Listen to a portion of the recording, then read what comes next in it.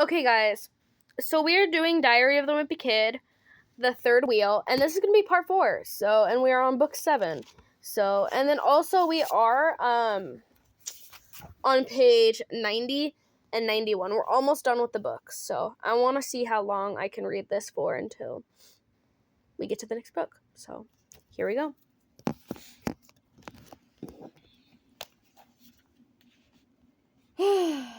I might sound a little scratchy because I'm a little bit sick, but that's okay.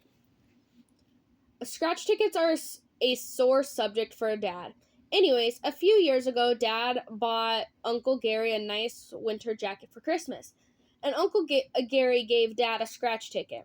Dad seemed a little annoyed that he'd spent all his money on Uncle Gary, and Uncle Gary just gave him a gift that only cost $1. Dad scratched off the little square on the card with a coin, and he got 3 cherries, which meant he just won $100,000. But it turned out the ticket was just a gag gift, and it was fake. You shouldn't have seen the look on your face, ha ha.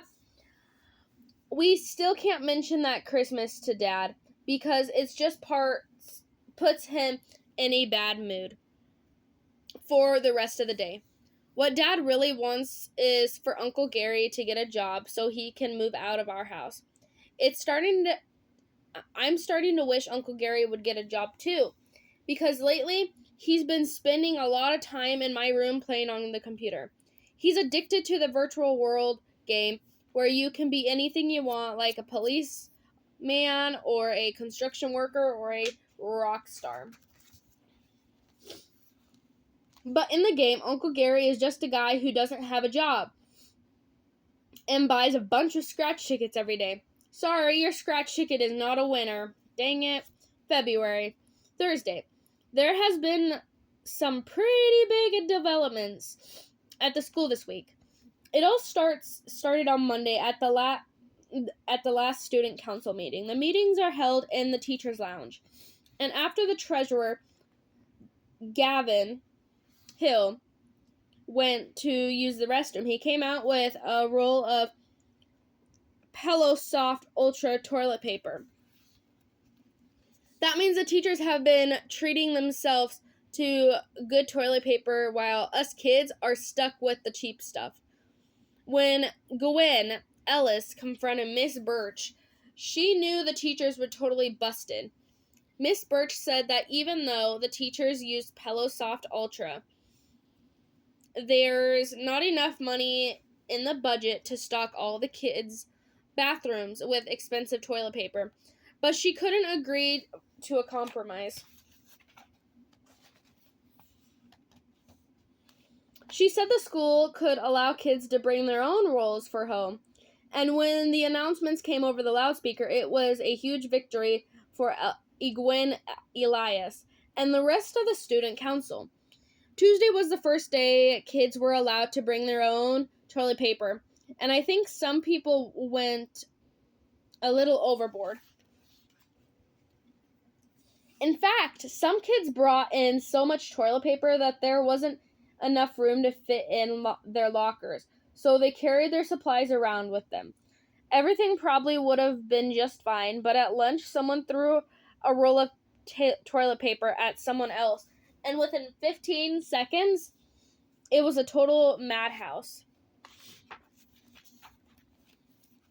Later that afternoon, the principal got on the loudspeaker and said that from now on, we're only allowed to bring 5 squares of toilet paper to school a day.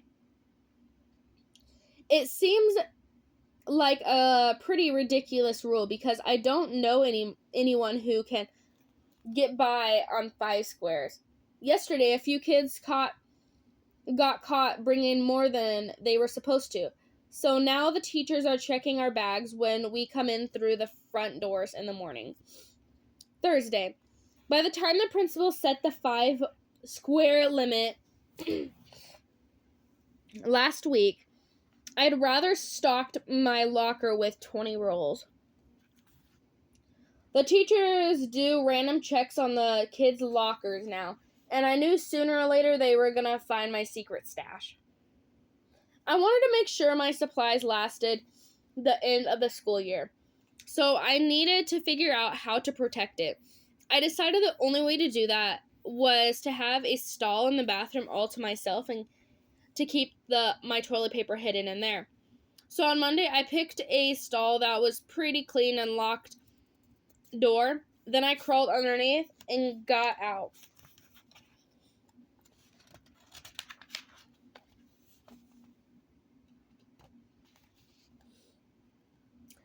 Next, I slipped some old sneakers I brought from home on the floor in front of the toilet to make it look like the stall was occupied. Every time I needed to use the bathroom this week, I waited to make sure no one was around.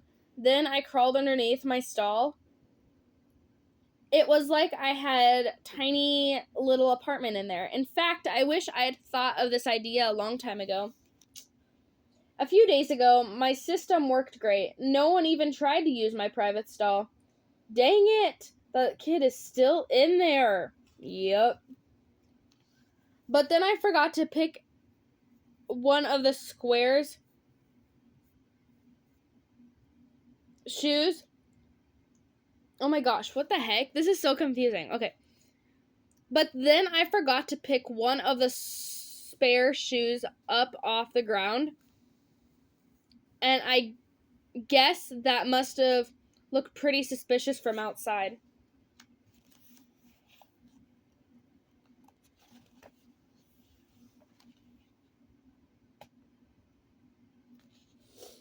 It wasn't long before people figured out I was hoarding quality toilet paper. And things fell apart pretty quickly after that. Friday. I think what the students learned from the toilet paper experience is that if we want something, we're going to have to raise the money on our own. So last week, the student council brainstormed ideas for the class fundraiser. The vice president, Hillary Pine, said we should have a car wash. And the secretary, Olivia Davis, said we should do a giant garage sale. I thought we should sell caramel popcorn, but either Raleigh didn't have his walkie-talkie up loud enough, or everyone was just ignoring me. Egwin Elias suggested a pro wrestling match.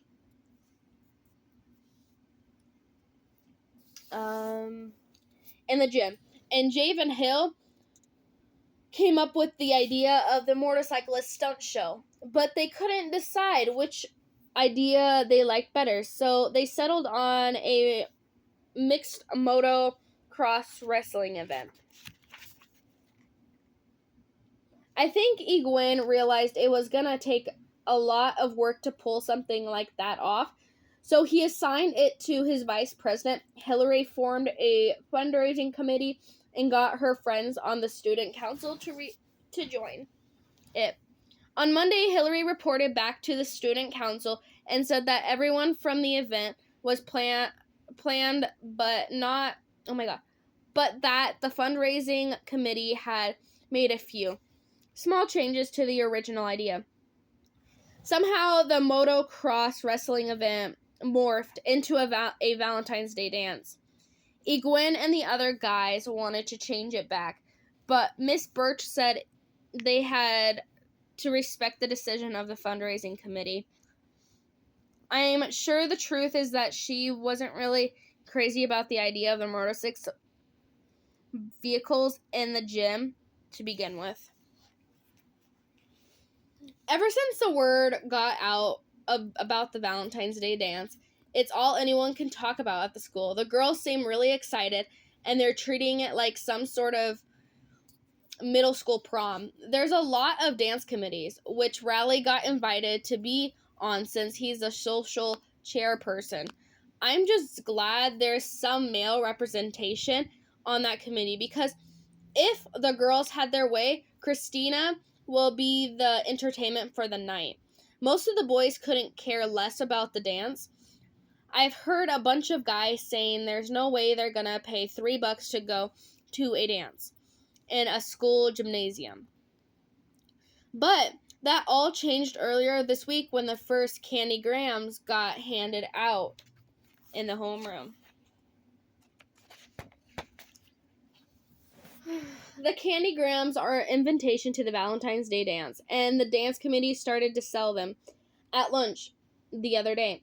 If you pay 25 cents, you can send a candygram to anyone you want. And Bryce Anderson got ones from at least 5 different girls right off the bat. Dear Bryce, it would be sweet if you'd go with me to the Valentine's Day dance. Signed, Jessica. After the first wave of candygrams got delivered, some of the boys who didn't get one got jealous of the guys who did. Now, all of a sudden, everyone wants to go to the dance because no one wants to be left out. So yesterday, at lunch, there was a big rush of candygrams. Like I said before, there were more boys than girls in my grade this year. I think a lot of guys are nervous they're gonna end up with a date to the dance. So most of the guys are acting really different whenever a girl is around. At lunch, guys usually take spoonfuls of mashed potatoes and flick them up at the ceiling to try to get them to stick.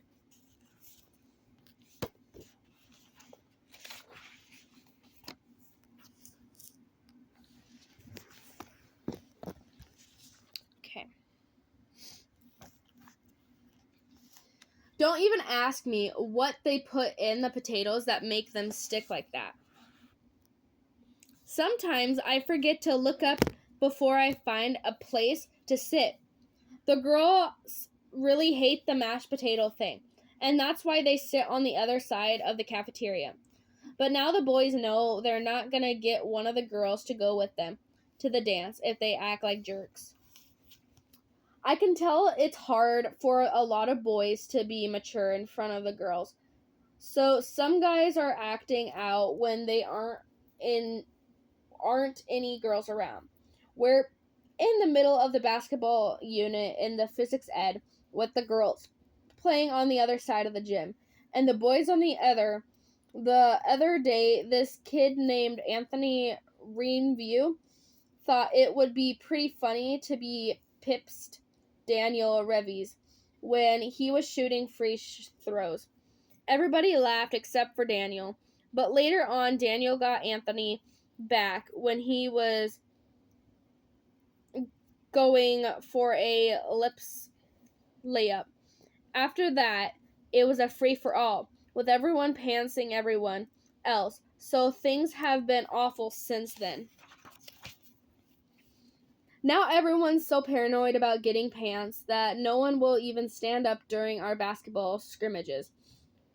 I've even started wearing 2 pairs of shorts underneath my sweatpants for extra insurance. Things have gotten so bad that Vice Principal Roy came into the gym today and lectured the boys. He said this was not funny matter and that anyone caught pantsing another student will be suspended. But Vice Principal Roy should have watched where he was standing because some kid snuck under the bleachers and got him pretty good. Whoever did it escaped before Vice Principal Roy could catch him. No one else knows for sure who it was, but the name they're using for the guy is the Mad Pantser. Tuesday. It's been about a week since they introduced these candygrams, and I'm getting a little concerned that I haven't gotten one yet. I've never flung potatoes on the ceiling, and I've never pantsed anyone in my life. So I don't know what the guys need to do to impress the girls these days. It seems like every guy in my homeroom has gotten a candygram. Even Travis Hickey got one, and he'll eat the crust of pizza out of the trash can if you give him a quarter. Woohoo! Uncle Gary was playing his computer game in my room the other night, and I told him about the Valentine's Day dance and the candygrams. Believe it or not, he gave me some really good advice. Uncle Gary told me the best way to get to a girl's attention is by making yourself look unavailable. He said what I should do is to buy a bunch of candygrams and make them all delivered to myself so the girls would think I was really hot property. I probably should have thought about talking to Uncle Gary a lot earlier. He's been married something like 4 times already. So he's an expert on relationships. Yesterday I bought $2 worth of candygrams, and today in homeroom they were delivered to me. Here's another one for Greg Heffley. Yawn. I just hope this works because that $2 was my lunch money.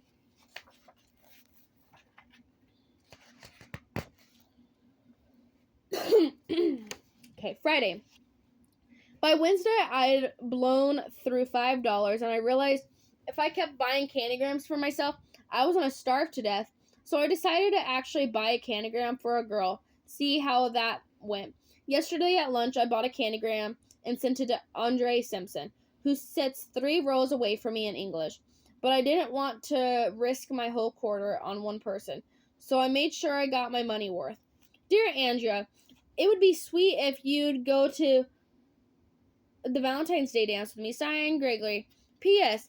If your answer is no, please hand this to Julia Barrows, who is 2 seats to your left. Andriana and Julia were both giving me a dirty looks when I walked into class today. So, I'm assuming it's a no from both of them. I realize a candygram isn't the only way to ask a girl to the dance, though. There's a girl named Leanne Marlowe who sits in the same chair for homeroom that I sit in for history class. So I wrote her a note on my desk, and it didn't cost me a cent. Unfortunately, I forgot that after school detention is held in the same room as history. So, some moron jumped in with a answer before Leanne even had the chance to read my note. Hi, Leanne. If you're looking for somebody to go to the dance with, just let me know by writing back. Greg Heffley. Hi, Greg. I'm so sorry, but I'm not interested in going to the dance with you. Leanne. Dear Greg, yes, I will go to the dance with you. And P.S. I will marry. Will you marry me? Har, har, har.